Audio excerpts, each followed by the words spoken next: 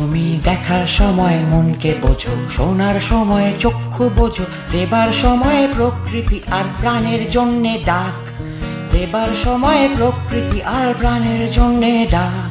এই প্রাণে তোমার প্রাণটা মেলাও, মনটা মুক্তি পাক। এই প্রাণে তোমার প্রাণটা মেলাও, মনটা মুক্তি পাক। এই গানে তোমার কণ্ঠ মেলাও, আত্মা মুক্তি পাক। এইভাবেই তোমার ভাবটা মেলাও, সত্তা মুক্তি পাক। দিনে দিনে পলিথিনের ব্যবহার বাড়ছে। ৮০-র দশক থেকে পলিথিনের ব্যবহার বাড়ার কারণে পরিবেশ হুমকির সম্মুখীন হচ্ছে। ১০০০ বছর গেলেও এই পলিথিন পচে না। মাটির উর্বরতা যেমন নষ্ট করে, তেমনি জীববৈচিত্র্য ধ্বংস করছে এই পলিথিন। প্রিয় দর্শক, যে যেখান থেকে দেখছেন, আপনাদেরকে সাদর আমন্ত্রণ জানাচ্ছি এই অনুষ্ঠান থেকে। পলিথিন কীভাবে আমাদেরকে জীববৈচিত্র্য এবং জীবনযাপন বাধা দিচ্ছে সে বিষয়ে আলোচনা করব ছাত্রছাত্রীদের সাথে। প্রিয় দর্শক, আমরা প্রকৃতিকে কিভাবে পলিথিন থেকে বাঁচানো যায় সেই বিষয়ে একজন ছাত্র হায়দার আজম চৌধুরীর কাছে জানতে চাইব। পলিথিনের বিকল্প হিসেবে আমরা জৈব পচনশীল একটি বস্তু ব্যবহার করতে পারি বা ব্যাগ ব্যবহার করতে পারি, যেটি অল্প কিছু সময়ের মধ্যে মাটিতে মিশে যেতে পারবে। এর ফলে কি হবে, পলিথিন যেখানে সেখানে জমা হয়ে আমাদের জলাবদ্ধতা যে সমস্যাটা সৃষ্টি হয় শহরে, সেটাও সৃষ্টি করবে না। তারপর আমাদের মাটি দূষণ থেকে শুরু করে পানি দূষণ সব কিছু থেকে আমাদেরকে মুক্ত রাখবে। পলিথিনের কারখানা কি বন্ধ করা যায় না? আমরা একটা কাজ করতে পারি কারখানা বন্ধ না করে, সেটা হচ্ছে পলিথিন উৎপাদন বন্ধ করব, কারখানা বন্ধ না করে।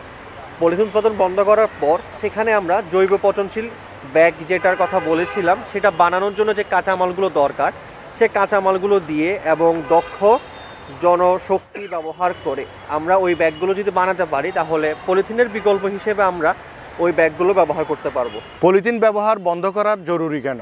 পলিথিনের কারণে আমরা বিভিন্ন সমস্যার সম্মুখীন হই, আমাদের পরিবেশ দূষিত হচ্ছে। আমাদের দেশের একটি মূল সমস্যা হলো আপাতত আমাদের জলবদ্ধতা। পলিথিনের কারণে দেখা যায় যেখানে সেখানে পলিথিন পড়ে থাকছে, যার কারণে পানি সঠিকভাবে চলাচল করতে পারছে না, ফলে জলবদ্ধতার সৃষ্টি হচ্ছে, যার কারণে জনসাধারণের বিভিন্ন সমস্যার সম্মুখীন হতে হয়। তাহলে কি বলবেন পলিথিন পোড়ানোটাই সমাধান? না, পলিথিন পোড়ানোটা কোনো সমাধান না, এটি কোনো স্থায়ী বা সঠিক সমাধান বলা যায় না। কারণ পলিথিন পোড়ানোর ফলে যে গ্যাসটা নির্গমন হচ্ছে সেটা একটি বিষাক্ত গ্যাস, যা আমাদের পরিবেশের জন্য, আমাদের বায়ুর জন্য অনেক বেশি ক্ষতিকর। তাসনিম ফারিহা, আপনি কি প্রত্যাশা করেন যে আগামী 5 বছরে পলিথিনটা কমানো যায়?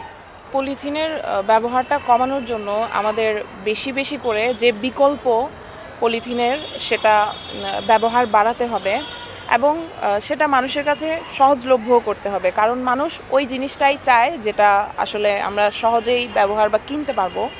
তাছাড়া 2002 সালে বাংলাদেশে পলিথিনের উপর নিষেধাজ্ঞা জারি করা হয়, যা আদৌ কার্যকর হয়নি। এই ধরনের কোনো আইন যদি প্রণয়ন করে তবে সেটা কঠোরভাবে বাস্তবায়ন করতে হবে। তাছাড়া জনসচেতনতা হচ্ছে সবচেয়ে বড় ব্যাপার। আসলে মানুষ যদি পলিথিনের দূষণ সম্পর্কে অবগত না হয়, এর ক্ষতি সম্পর্কে অবগত না হয়, তবে হচ্ছে আসলে কোনো কিছু করেই এর দূষণ কমানো সম্ভব নয়। প্রিয় দর্শক, আমরা এখন গ্রাম ছাড়াই রাঙামাটির পথ গানটা শুনবো জিসানের কণ্ঠে। গ্রাম ছাড়া ওই রাঙামাটির পথ আমার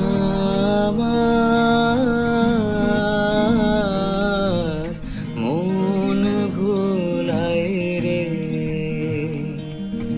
গ্রাম ছাড়া ওই রাঙামাটির পথ আমার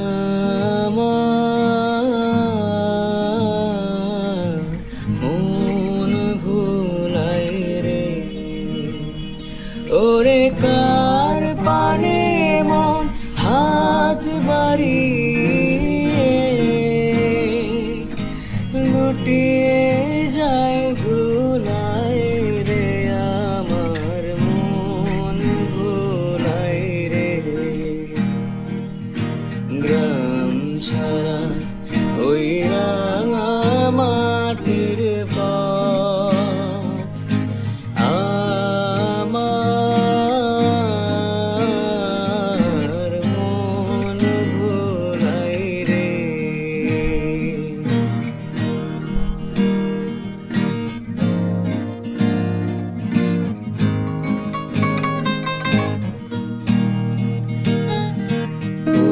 যে আমায় ঘরের বাহির করে, পায়ে পায়ে পায়ে ধরে, মরি হায় হায় রে। ও যে কে রে আমায় নিয়ে যায় রে, যায় রে কোন চুলায় রে, আমার মন ভোলায় রে। ও কোন বাকে কি ধন দেখাবে, কোনখানে কি দায় ঠেকাবে, ও কোন বাকে কি ধন দেখাবে, কোনখানে কি দায় ঠেকাবে, কোথায় গিয়ে শেষ মেলে যে, ভেবেই না কুলায় রে, আমার মন ভুলায় রে। গ্রাম ছাড়া ওই রাঙা মাটির পথ, আমার মন ভোলায় রে। গ্রাম ছাড়া ওই রাঙা মাটির পথ, আমার মন ভোলায় রে।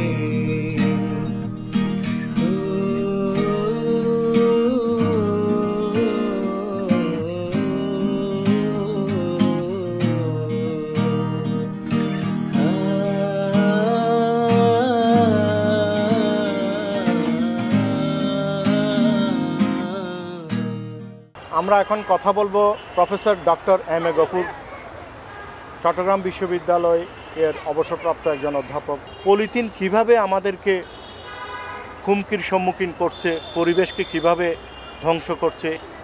পলিথিন একটা আমাদের দেশের জন্য এবং সারা বিশ্বের জন্য একটা বিস্ফোরা।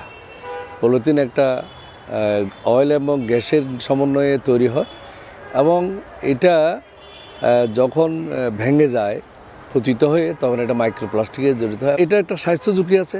স্বাস্থ্য ঝুঁকিটা হচ্ছে যে আমাদের যেটা মাছ মাংস আমরা খাই, বিশেষ করে মাছ যেটা খাই, পানিতে যখন তাই এটা মাইক্রোপ্লাস্টিকে পরিণত হয়, সেটা মাছ খায়, সেখান থেকে ফুড চেইনের মাধ্যমে আমাদের শরীরে চলে আসে এবং আমরা ultimately heart disease, prostate cancer, liver cancer, সমস্ত নানা রকম রোগে, এগুলো অনেকগুলো রোগের সমন্বয়ে আমরা ভুগতে থাকি।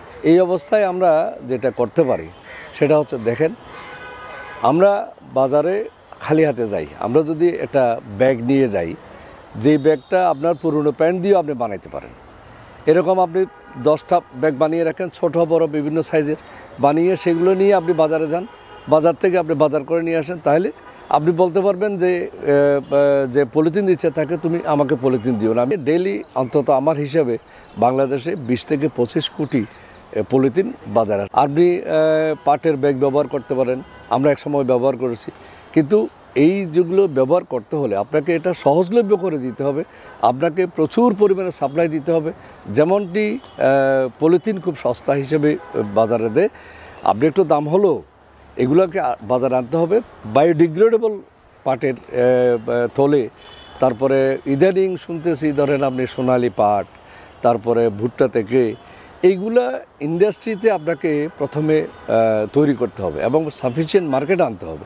মার্কেটে আইনে মানুষ যখন সহজভাবে পাবে, তখন আপনি এটা গ্রহণ করবেন। না হলে যতই করুন, অভিযান দেন, যতই আইন করুন, আপনি এই খারাপ জিনিসটাকে আপনি বন্ধ করতে পারবেন না। পরিবেশকে সুরক্ষায় পলিথিন থেকে মুক্ত করতে সরকার কিংবা আমাদের নাগরিক হিসেবে কি কি দায়িত্ব পালন করা যায়? নাগরিক হিসেবে আমাদের অনেক দায়িত্ব আছে। আমি শর্টলি একটা কথা বলি, যে সরকার অনেক কাজ করতে পারে, সেগুলো আমি নাইবা বললাম, সরকারের কাজটা সরকার করবে। আমাদের দায়িত্ব হচ্ছে যে, আমার প্রথম কথা হচ্ছে আমার সন্তানকে বোঝানো যে পলিথিন খারাপ জিনিস, এটা ছোট থেকে তাকে বুঝিয়ে দেওয়া, এটা তুমি যত্রতত্র ফেলবা না। যেমন ধরেন সে একটা চকলেট খেলো, চিপস খেলো, সেটাকে সে পিসে খেয়ে পকেটের মধ্যে রেখে দিলেই তারপরে বাড়ি এসে বা কোথাও ডাস্টবিন পেলে সেটা ওখানে ফেলে দিল। সারা বিশ্বের উন্নত দেশগুলোতে এগুলো করা হয়। তারপরে ধরেন আপনি ওয়ান টাইম প্লেট ব্যবহার না করে আপনি ঘরে যদি কাচের প্লেট, কাচের বোতল, আপনি যদি স্টেনলেস স্টিলের পানির বোতল, এই যে প্লাস্টিকের বোতল ব্যবহার না করেন, তাহলে তো অনেকগুলো কমে যায়। আমরা পলিথিন মুক্ত সমাজ চাই, এই বিষয়ে আপনার ব্যক্তিগতভাবে মতামতটা জানাবেন। পলিথিন মুক্ত সমাজের জন্য পলিথিনের বিকল্প আমাদেরকে দিতে হবে। সেই বিকল্পগুলো পাটের সহজলভ্য করতে হবে এবং স্থায়িত্ব থাকতে হবে, এবং এই জন্য আমাদেরকে চেষ্টা করতে হবে যে, তবে এটা আমরা নিজের ঘর থেকে শুরু করি। পলিথিনকে অ্যাভয়েড করার চেষ্টা করেন, আপনার দেখে দেখে আর 10 জন করবে। এটা হলে আমি নিজে বাঁচবো, দেশ বাঁচবে, আমার সন্তান বাঁচবে, ভবিষ্যৎ প্রজন্ম বাঁচবে। প্রিয় দর্শক, আমরা এখন এসেছি সবুজ বিদ্যালয় খ্যাত সাইডার ইন্টারন্যাশনাল স্কুলে। প্রকৃতির রাজ্যে এই স্কুল, প্রত্যেকটা কর্নারে কর্নারে এই স্কুলের গাছ রয়েছে, সবুজ পরিবেষ্টিত এই স্কুলটা আমরা আজকে দেখতে এসেছি। আমার সোনার বাংলা, আমি তোমায় ভালোবাসি, চিরদিন তোমার আকাশ, চিরদিন তোমার আকাশ, তোমার বাতাস আমার প্রাণে,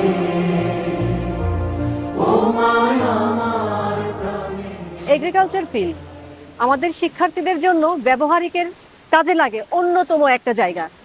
কৃষি শিক্ষা বিষয়টি আমাদের সিলেবাসের সাথেও অন্তর্ভুক্ত করা আছে, যেটা আমাদের শিক্ষার্থীদের ব্যবহারিক কাজে প্রতিনিয়ত কাজে লাগে।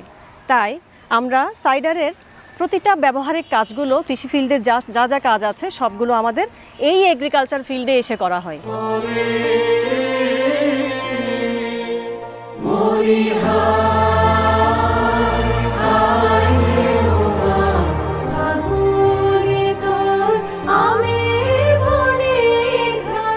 এটি হচ্ছে একটি ডান্স রুম। এখানে আমাদের শিক্ষার্থীরা সৃজনশীল বিভিন্ন কাজের সাহায্য পায়।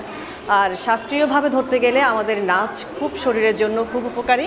আমাদের কোমলমতি শিশুগুলো এখানে খুব আনন্দের সাথে নাচ করে। আর এটা এখানে আমাদের শাস্ত্রীয় নৃত্য, লোকনৃত্য, বিভিন্ন দেশের আমাদের নিজস্ব সংস্কৃতিগুলো ধরে রাখতে পারি আমরা আছি এখন মিউজিক রুমে। এটি আমাদের শিক্ষার কেন্দ্র ও চর্চা হিসেবে কাজ করে। এখানে আমাদের শিক্ষার্থীরা গানের তত্ত্ব এবং প্র্যাকটিসের মাধ্যমে তাদের প্রতিভা বিকশিত করতে পারে। আর আমরা সবাই জানি গান আমাদের মনকে শান্ত রাখে, শরীরকে ভালো রাখে। শিক্ষার্থীরা গানের বিভিন্ন ধরন, যেমন ক্লাসিক্যাল, লোকগীতি, আধুনিক, রবীন্দ্রসঙ্গীত, সমস্ত গান ওরা এখানে শিখতে পারে। প্লে জোন, এখানে ইনডোর গেমসও প্র্যাকটিস করা হয়। ছাত্রদের মানসিক বিকাশের জন্য এটা খুবই প্রয়োজন। এবং ইনডোর গেমের যত ধরনের খেলা আছে, chess, carrom board, table tennis, এগুলো এখানে আমরা প্র্যাকটিস করি। আমাদের কম্পিউটার ল্যাব, এটা এই ধরনের আমাদের 2টা কম্পিউটার ল্যাব আছে। 2টা কম্পিউটার ল্যাব মিলে 50টা মতো কম্পিউটার আছে, যেখানে আমরা প্লে গ্রুপ থেকে শুরু করে দ্বাদশ শ্রেণী পর্যন্ত প্রত্যেক ছেলেমেয়েদেরকে কম্পিউটার প্রশিক্ষণ দিয়ে থাকি। স্বাস্থ্যই সকল সুখের মূল, এই কথাটা আমরা সবাই জানি। আর এই কথাকে মাথায় ধারণ করে আমরা বলতে পারি যে আমাদের সাইডার ক্যাফেটেরিয়াতে সাশ্রয়ী এবং মানসম্মত খাবার পরিবেশন করা হবে। সাইডার লাইব্রেরি হলো একটি জ্ঞানের ভাণ্ডার। এখানে আমরা জানা অজানা অনেক তথ্য আহরণ করতে পারি। সবুজ শান্ত পরিবেশে আমাদের শিক্ষার্থীরা লাইব্রেরিতে এসে তাদের পাঠদান সম্পন্ন করতে পারে। সাইডার ইন্টারন্যাশনাল স্কুলের পদার্থবিদ্যার ব্যবহারিক ক্লাসরুম। এখানে আমাদের 6ষ্ঠ থেকে 10ম শ্রেণীর স্টুডেন্টদের ফিজিক্সের ব্যবহারিক ক্লাস হয়ে থাকে। আর্ট ল্যাব শিল্পকলার বিভিন্ন মাধ্যম, যেমন ছবি আঁকা, ডিজাইন, ভাস্কর্য, হস্তশিল্প, বিভিন্ন সৃজনশীল কাজগুলোকে আমাদের শিক্ষার্থীরা ফুটিয়ে তুলতে পারে।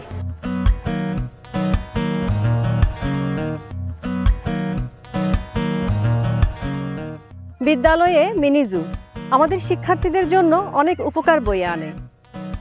আমাদের শিক্ষার্থীরা এতে করে প্রাণীদের জীবনধারা, খাদ্যাভ্যাস এবং বাস্তুতন্ত্র সম্পর্কে ব্যবহারিক জ্ঞান লাভ করতে পারে।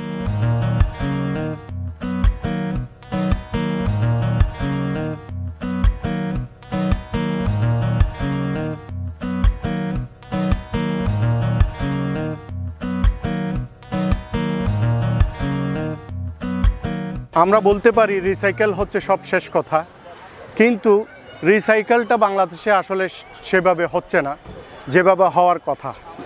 কেমিক্যাল ম্যানেজমেন্ট করে রিসাইকেলটা হচ্ছে না, হচ্ছে তাপ দিয়ে গলিয়ে রিসাইকেল। এইটাকে রিসাইকেল শিল্প বলা যায় না। আমাদেরকে প্রতিনিয়তই ভাবতে হবে পলিথিনের বিকল্প শিল্প হিসেবে জুটকে নিয়ে। নতুন নতুন প্রোডাক্ট বের করতে হবে পলিথিনের বিকল্প হিসেবে। দর্শক, আজ এই পর্যন্ত। সাথে থাকার জন্য অনেক ধন্যবাদ, এবং আগামীতে অন্য কোনো বিষয় নিয়ে কথা বলবো। সাথে থাকুন, ভালো থাকুন সব সময়। তুমি দেখার সময় মনকে বোঝো, শোনার সময় চক্ষু বোঝো, দেবার সময় প্রকৃতি আর প্রাণের জন্যে ডাক।